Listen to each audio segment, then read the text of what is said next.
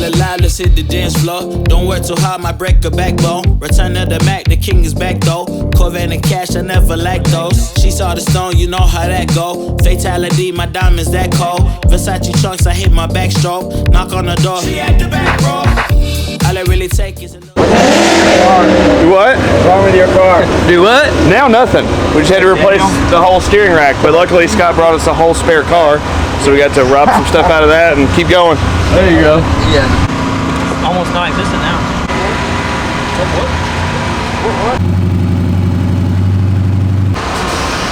All right. Yeah. All right. Yeah. Right on the wheels. Like when we did it yesterday, Yeah. they moved, so now we have to adjust it now that the control arms aren't closed. Is it slotted? No, but the bolts are smaller because he wants the bolt to fit through the factory nut that's welded on. So they use 1/2-inch hardware, and then you have to sandwich it. I like sandwich nuts. He said it needs to go. It needs to go to the left. Like we need to tow out this side and tow in the other side.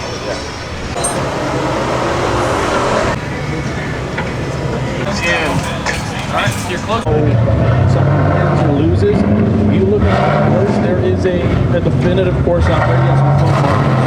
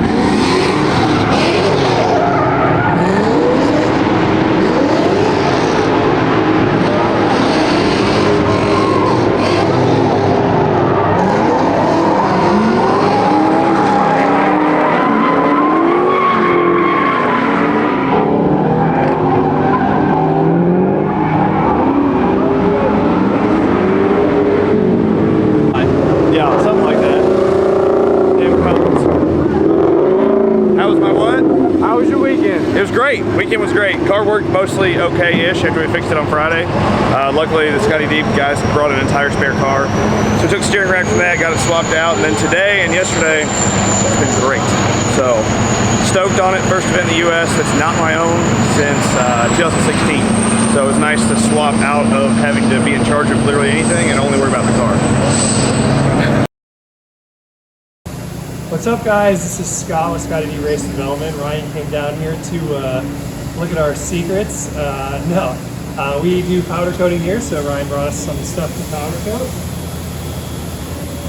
But also here to show off some of our stuff. Obviously, if you didn't know us already, we are the Mustang guys. We just won't talk about the one that's in the corner. Yeah, except for that thing. So we make Mustang drift parts. We are branching out into other chassis, but we've kind of got a lockdown on the Mustangs at this point from 79 to current, which is the Fox platform, so Fox body, SN, New Edge.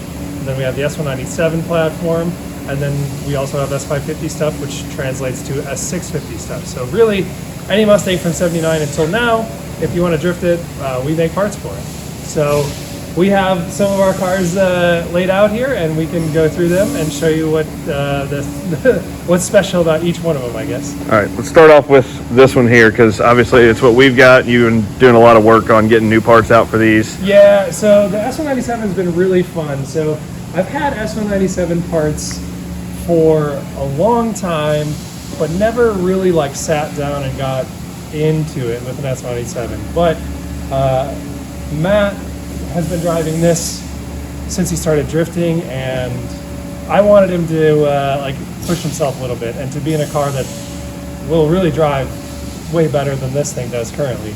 So he picked up this 05 to 09, I don't remember what year it is, but we call it the Zenki S197. So pre-facelift S197, and I started working on everything that I could to build a race car out of one. So I've been designing every single part for this car in CAD, and then we just make it, and it fits first time. It's been awesome. So we had an angle kit, we had dual caliper brackets and handbrake mount stuff, but since starting this project, we've done this tube front. We'll have a full tube front. We have the Willwood pedal mount in it. There is a heel plate to go with the Willwood pedal mount. We have anti-squat brackets that are out now. Rear lower control arms that are made out of billet aluminum. We have a billet aluminum panhard rod. It's obviously adjustable. We have a billet upper control arm, and then we have a plate welded steel upper control arm mount that allows you to adjust instant center. So really dialed in the rear suspension for grip. We can fine tune it. There's adjustment holes in all those. We even made a panhard brace. That's one of those things that's just kind of an aesthetic thing, but when you're putting all that fancy stuff on the back and then you just leave that factory brace, it doesn't look too good. So Matt convinced me to design that. But we've also tubed the back of this thing. We have the firewall panels that Ryan helped us make because we didn't have something that was that big to be able to do it. The firewall panels, the rear windows. So it's crazy, like this whole car is in CAD, and I've just been designing part by part by part. And the coolest thing about this build is that it's getting a 7.3 Godzilla. And then we're mating it up to a Ben Calamer MT82. So I know MT82s get a bad rap. I mean, I thought they had some issues, but Ben Calamer promised us that it would be a stout transmission to put behind anything. So they run like, you know, single-digit quarters and crazy horsepower cars with the MT82 that they build. So we're excited for that. And that means that we get to do a stock drive shaft and like the stock shifter location and everything like that. So it's going to be awesome to have like this built transmission, but also one that handles what we're trying to do. So the Godzilla is going to get some parts from some of our partners. I think the BTR is going to provide us with a cam, an intake manifold for that, and a few other things. So this thing's going to be a monster when it's done. I'm excited for it. But along with this thing, we have Matt's tried and trusty SN95, SPF powered. Straight axle car still. Pretty like bare bones, but you know, capable drift car, our angle kit, dual caliper brackets, that kind of a thing. This was the first car that he built for drifting, and he's had it for a few years now. That's pretty much it. I mean, it's just a basic drift car that you cut the back and the front off and do as much as you can to make a race car, but it's SPF powered. You can see it through the giant vents in the hood. The entire hood being one massive vent. Got plenty of room for activities in that. Yeah, Matt said it was overheating and said, give me a vent. And I said, say less, fam. Here you go. We got Shane's car. So Shane's car used to be silver. Now, of course, this was painted in a professional booth, right? Oh, yeah. So it's 3/4 the cheapest eBay wrap you can buy that we did at 3 a.m. the night before FordFest. And then the other 25% is the finest Duplicolor in the parking lot at FordFest. But it's a 10-footer for sure. But this is like where we think the majority of like customers and people should be in drifting at this point, really. Like, I like building stuff and designing crazy stuff, but like, man, you don't need anything more than this if you're just like a weekend warrior drifter. Like, it's an angle kit, handbrake, coilovers, a seat, and that's pretty much it. Like, you can drive it to and from work. Like, the windows go up and down. It's got heat.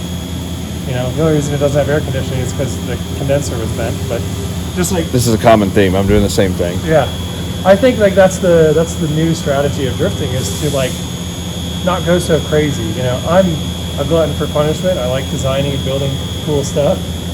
But no, I think that this is the way to go. I've never had like a street drift car, really. That's my first and only drift car at this point. And like, it was barely there, but as soon as I started drifting it, it was like trailer queen. So I like the idea of this stuff. I think an S197, you know, you heard it here first. Like, that is the secret to having the best streetable drift car, because like, they come with a V8, they have the strongest rear end that you could put in a car. I mean, 8.8 swaps are what people do to put a bulletproof rear end in their car, and these things come with it. The transmissions, they're not amazing, but they still handle what they need to, and the suspension's stout. Like, we don't even cut the strut towers or anything. Like, you can leave the fender liners in, I will think. I don't know who would, but they're super capable, and I think that car, if I were to do a street drift car, would be an S197. I think that's foreshadowing, isn't it, Ryan? Maybe just a little bit. So we had two of the cars that we did with the help of these guys. The black car that we have now is just going to stay on the street side of things, but we use all products that Scott and the guys here made. We got the hydro that's tucked in the center console. Try to keep everything as street car as we can, and then get maximum fun out of it in 2024. Yeah, I'm jealous. I think I have to try to do something like that too. And then my car. So the controversial unit was an LS. But this is my first and only drift car, the first time I ever built one, but I like race car stuff, and so I wanted to do everything that I could on this. Got a seat in it right now because that's we're using the Baca Matt's car. But no shortage of nitrous now. It's independent rear, so it's a Cobra 0304 Cobra rear end. We're running a stock diff with a $100 eBay spool with a $175 Summit 456 gear set in it. It's got a fuel cell with a Holley in-tank fuel pump, 470 liter per hour fuel pump. Run by Holley Terminator, Switch Bros PDM, Fast 102 intake manifold, BTR cam, BTR valve covers, front radiator still, our handbrake, fuel caliper brackets for the IRS. So not a lot of people realize that we make IRS stuff. They don't sell that much because I don't think many people in drifting are doing IRS, but I have a Z32 calipers for my handbrake, and it's the best handbrake. The PBM ones there? Yeah, dude, fancy it's the gold. best handbrake. Like, and it's polarizing between these straight axle cars and that. Like, the handbrake works so well in this, and the straight axle brakes are so small that they don't work as good. But I love the IRS. It gives me a lot more suspension flexibility, but the straight axle stuff is awesome too.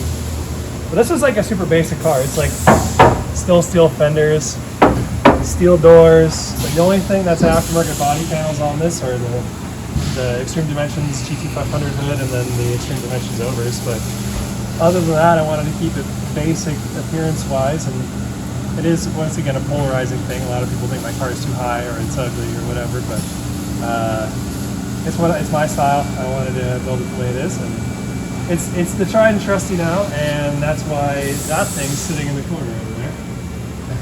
That one there. Now, what are you gonna say anything about that yet, or no? I mean, so, you know, CTSV wagons are probably one of the most badass wagons that exist, if not like one of the most badass cars in my opinion. A sport wagon, like a fast wagon, is cool, and I just wanted to build one, and I wanted a different manufacturer. I'm not like a very brand loyalist person, you know. I have a BMW E46 wagon, a Mustang, an Aston Martin, and now a Cadillac, and I ride a Honda motorcycle. Like, there is no brand loyalty whatsoever, but I just like cool cars, and so a CTSV wagon is badass, and it may or may not be something that has 4 seats in it, and it may or may not be something that ruins tires. We'll see. So this is actually what we do though. We machine all of our parts in-house. So we have a 5-axis, we have 3 3-axes, and we have a lathe. Ryan knows all about this. This is what he does for a living as well. But we have this machine shop, we have fabrication in the corner, so we have tube notching and bending.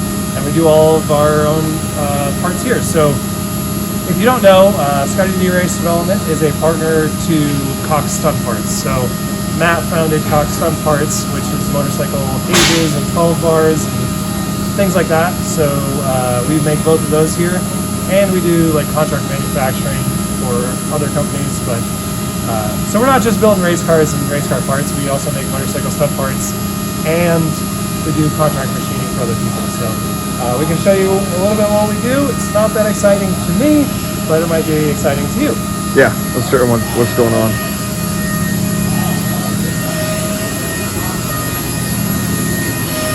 That machine's not operating. You can see we're machining some motorcycle triple clamps right now.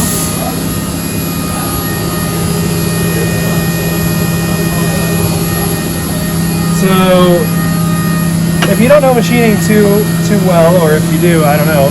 So it's already done the first operation on this part. You can see it's still got a chunk of metal stuck to the back of it. So basically we put a raw chunk of material in the machine. It machines out this profile, but it still has to hold on to something. So that's why this is stuck on there. And now it's doing the second op here, so that means we flip it over. We have a machined jaw, so it's called a soft jaw, that clamps onto the bottom profile, and then the machine takes the rest of off of it. We typically don't use this machine to its full capacity all the time. We're running it as a 3-axis right now, but this is a 5-axis machine. So that means it has the...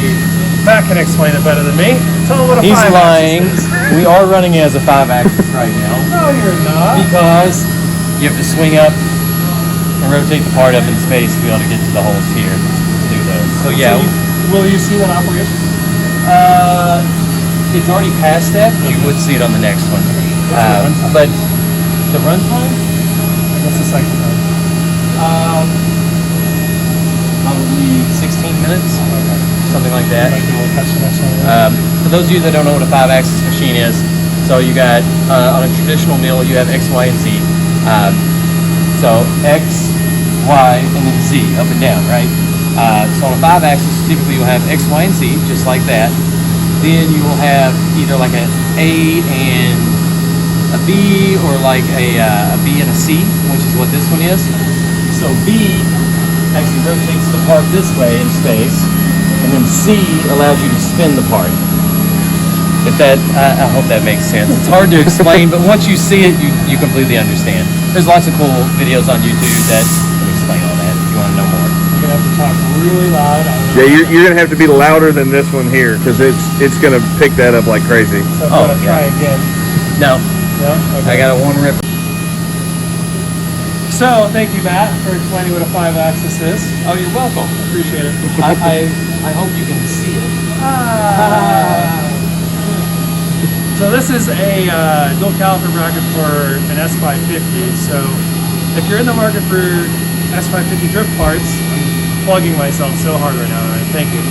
But what you'll find is a few other companies make them as well, but they're fully enclosed. And that means you have to pull the wheel bearing. You want me to?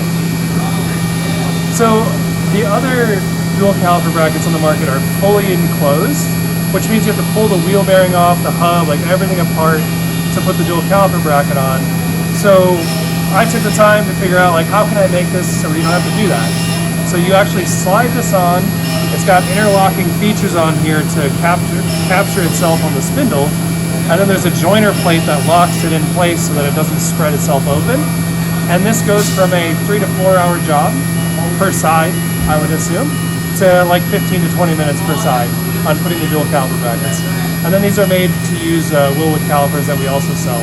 So this one was a fun one to design. This is the benefit of having the CAD that I do, is that I can make these very unique like shapes and features to fit on the spindle exactly. And it's awesome to have a machine that's super capable to be able to cut these. So just as an example, this is one of the laser cut parts that we get. This is part of the Panhard brace for the S197. You can see like we would never be able to do this cut with a plasma. It's like they're working here or something. Damn. I don't know. Every time we start, then the air goes. I just sit around here.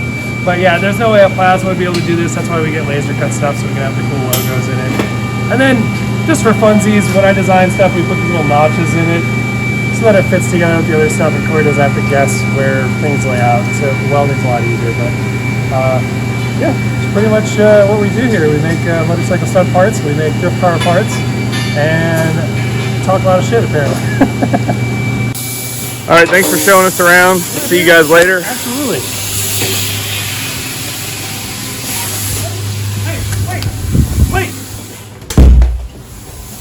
Wait! You have my wheel still. No, I don't.